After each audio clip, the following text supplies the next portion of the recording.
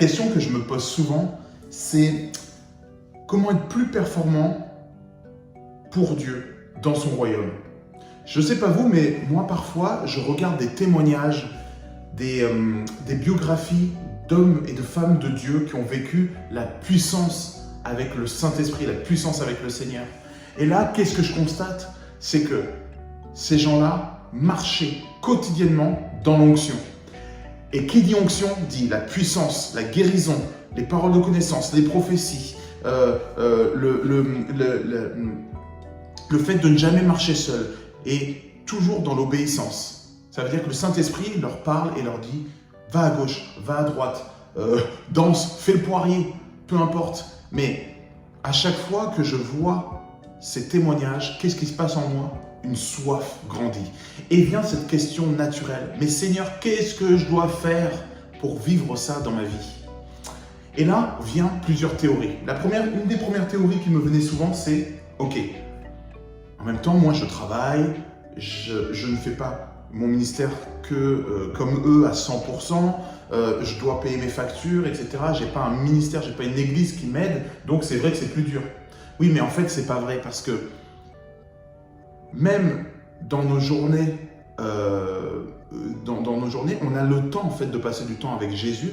On a la possibilité aussi d'agir dans le ministère, d'agir vraiment dans l'onction et dans cette puissance, dans notre travail. Et d'ailleurs, on est appelé à ça.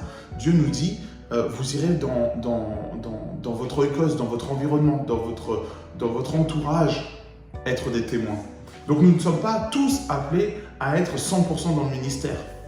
Donc cette théorie ne tient pas. La deuxième théorie qui vient, c'est ok, alors dans ce cas-là, il y a une recette. Il faut trouver une recette. Il y en a un qui va vous dire, et ça, c'est quelque chose que je vous dis souvent et que je vous incite à le faire vraiment. Les gens vont vous dire, si tu passes 30 minutes avec Dieu par jour, ça va se passer. D'autres vont dire, non, non, il faut que tu fasses toute ta matinée avec Dieu. D'autres vont dire, non, non, il faut que tu fasses une semaine de jeûne complet et après t'arrêtes.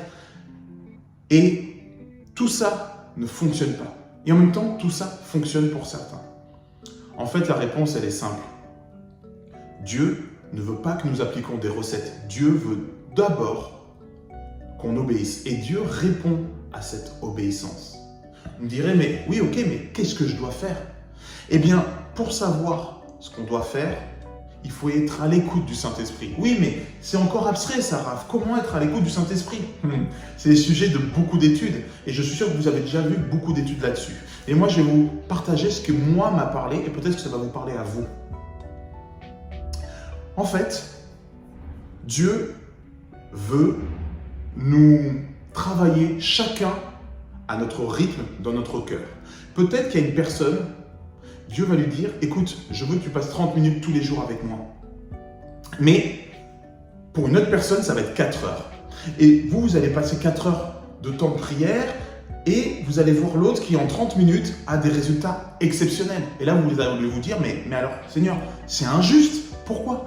Parce que le Seigneur veut lui l'amener à peut-être faire d'autres choses et il lui dit, je veux que tu pries 30 minutes, mais je veux que pendant 4 heures, tu fasses, je ne sais pas, peut-être de l'évangélisation, parce que peut-être qu'il a peur d'évangéliser, peut-être que ce n'est pas dans sa nature et que Dieu veut travailler sur ça, donc il le forme dans l'évangélisation.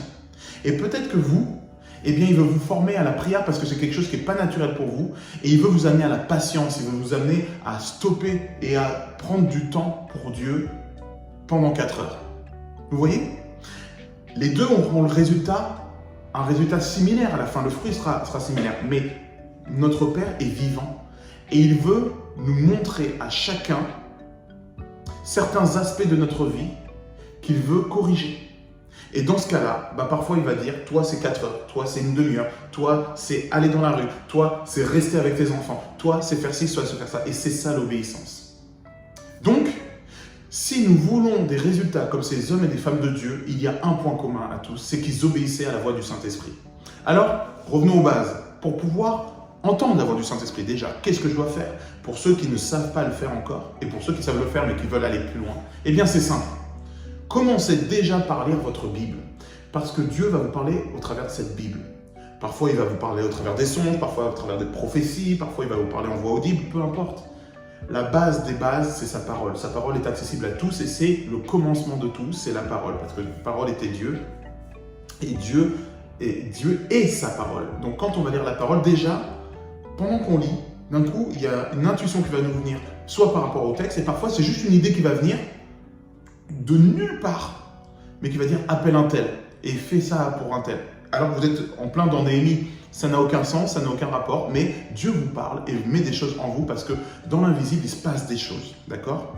Donc ça, c'est le premier pas d'humilité, le premier pas d'obéissance. La première pas de la crainte de l'éternel. La crainte de l'éternel, c'est pas la peur comme dans le monde. La crainte de l'éternel, c'est quoi? Lisez Proverbe 2, 5. La crainte de l'éternel, c'est de suivre, c'est de poursuivre son intelligence, de poursuivre sa sagesse, de savoir ce qu'il est, de connaître ses voies pour pouvoir y obéir et ne pas avancer sans puissance, sans esprit, sans guidance de Dieu dans notre vie. C'est ça la crainte de l'éternel. Moi, j'ai la crainte d'avancer sans que l'éternel me l'ait dit. J'ai la crainte de faire une église de maison sans que l'éternel ne mette sa vie dedans. Dans ce cas-là, je vais créer une église morte. Les gens vont commencer à faire un programme, à faire de la louange, à faire de la prière, à faire ci, ça, mais ça n'aura rien à voir avec Dieu. Et la vie de Dieu et la puissance de Dieu ne se manifestera pas. En gros, il n'y aura pas d'onction. Et on va vivre quelque chose de très bien, des réunions bibliques, on va se faire du bien, mais on ne vivra pas la connaissance de Dieu. Et les gens ne grandiront pas, les gens ne sont pas guéris, les gens ne seront pas délivrés, les gens ne recevront pas de parole, les gens ne transformeront pas leur vie. Il n'y aura aucun fruit. Un arbre stérile. Ça, c'est ma crainte. C'est d'avancer et de mettre une énergie folle à essayer de construire quelque chose qui n'aura pas de vie, qui sera artificielle et que Dieu va devoir arracher à un moment donné. J'ai cette crainte, d'accord? C'est ça la crainte de l'éternel. La crainte d'avancer sans lui, d'avancer n'importe comment. Donc, une fois qu'on a compris que les bases, c'était de lire la Bible, que la base, c'était de lui faire confiance et d'avancer avec lui, eh bien, maintenant, il faut aller plus loin. Comment aller plus loin? Eh bien, il faut entendre Dieu. Il m'a dit, je sens qu'il faut que je jeûne, je vais jeûner. C'est pas, je vais jeûner parce que ma chère l'a décidé et je me dis, allez, je vais jeûner, en plus de ça, ça va me faire du bien, j'ai 2-3 kilos à perdre. Non. Là, le jeûne ne sera pas efficace. Mais la plupart du temps, quand le Saint-Esprit vous dit que vous devez jeûner, vous n'avez pas envie de jeûner. Et c'est là que vous allez commencer à manger. C'est marrant, hein, on jeûne plus facilement quand c'est nous, quand ça vient de nous, mais quand ça vient de Dieu, on n'a pas envie de jeûner. Et là commence le combat. Donc ça, c'est peut-être aussi un indicateur. Vous n'avez pas envie de jeûner, c'est qu'il faut jeûner. Mais encore au-delà de ça, une fois que vous avez compris que le Saint-Esprit vous avait parlé, eh bien, il faut obéir. Peut-être que vous allez être dans la rue et il va dire, parle à cette dame, commence à danser avec elle. Et là, elle va s'effondrer, elle va croire en Jésus. Pourquoi? Parce que ça sera important pour elle, vous allez toucher son cœur comme ça. Peut-être qu'il va vous demander complètement autre chose. Mais bref, comprenez une chose. C'est que vous n'avancerez pas en puissance. Nous n'avancerons pas en puissance. Nous n'aurons jamais ce genre de vie si nous n'apprenons pas à écouter la voix du Saint-Esprit et que nous n'obéissons pas à ce qu'il nous demande de faire. Et il n'y a aucune recette. Il y a une recette pour chacun et c'est Dieu qui la précise. Si on se met à suivre ces choses-là, à obéir, vous verrez la manifestation de la puissance et vous avancerez avec des grands témoignages. Et un jour, vous pourrez aussi vous retourner et dire, bon ben moi, cette année, il m'est arrivé ça. Ne vous inquiétez pas, vous aurez de quoi remplir un bouquin. Mais ce n'est pas encore le sujet. Le sujet, c'est comment avancer avec le Saint-Esprit et vivre la même chose que les apôtres vivaient dans les actes des apôtres. Eh bien, c'est simple. Commencez à lire votre Bible, commencez à passer du temps dans l'intimité avec Dieu. Combien de temps? C'est lui qui va vous le dire, c'est lui qui va vous inspirer, c'est lui qui va vous donner la force. Et pendant que vous serez dans cette dynamique, une dynamique quotidienne, ça c'est important, quand vous aurez commencé cette dynamique, eh bien cette dynamique va transformer votre vie, va faire que vous allez entendre le Saint-Esprit. Et quand vous allez sortir dans la rue, quand vous allez aller au boulot, quand vous allez parler à votre famille, quand vous allez vous réunir avec des frères et sœurs ou avec des non-croyants, eh bien vous saurez quoi faire. Et plus aucune action de ce que vous ferez, que ce soit évangéliser, que ce soit les guérir, que ce soit les prier, ne sera fait sans, 1, demander l'autorisation, 2, sans la bonne odeur de Christ. Pourquoi? Parce que quand vous passez du temps dans la parole, qu'est-ce qui se passe? Vous êtes imprégné du parfum de Christ. On appelle ça une huile parfumée, c'est l'onction. Passez du temps avec Christ, passez du temps avec lui et vous verrez que vous allez commencer à sentir une bonne odeur qui ne se sent pas avec le nez. Mais les gens dehors le verront, ils ne sauront pas comment, mais ils seront accros à cette odeur. C'est l'odeur de Jésus-Christ, c'est l'odeur de la vie. Et c'est cette odeur, cette huile qui vient et qui va embaumer la pièce et qui va convertir. Le plus grand miracle, c'est la conversion. Donc, apprenez à entendre la voix du Saint-Esprit et ça va aller tout seul. Soyez bénis.